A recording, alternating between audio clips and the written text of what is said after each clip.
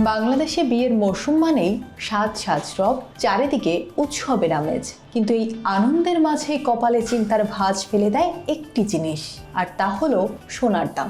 আপনি কি খেয়াল করেছেন, বিয়ের তারিখ যত ঘনিয়ে আসে সোনার দাম যেন পাল্লা দিয়ে বাড়তে থাকে?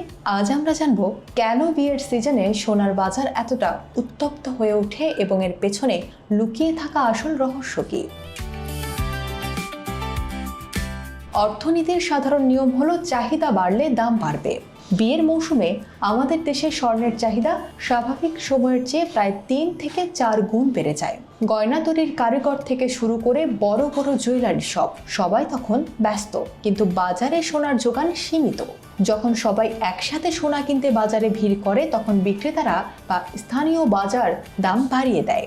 এটাই মূলত সোনার দাম বাড়ার প্রধান কারণ। আমাদের মনে রাখতে হবে, বাংলাদেশ সোনা উৎপাদন করে না, আমদানি করে।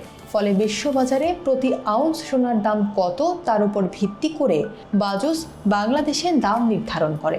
2026 সালের বর্তমান পরিস্থিতি বিশ্বজুড়ে অস্থিরতা এবং ডলারের বিপরীতে টাকার মানের পরিবর্তনের কারণে দাম আকাশচুম্বী। বিয়ের মৌসুমে যখন ডলারের সংকট থাকে বা আন্তর্জাতিক বাজারে দাম একটুও বাড়ে, তার বড় প্রভাব পড়ে আমাদের লোকাল মার্কেটে। সোনা কেবল অলংকার নয়, এটি একটি নিরাপদ সম্পদ। অনেক পরিবার বিয়ের কেনাকাটাকে দীর্ঘমেয়াদী বিনিয়োগ হিসেবে দেখে। যখন মানুষ মনে করে ভবিষ্যতে দাম আরও বাড়বে, তখন তারা এখনই বেশি করে সোনা কেনার চেষ্টা করে। এই প্যানিক বাইং বা হুজুগে কেনাও দাম বাড়িয়ে দেয়।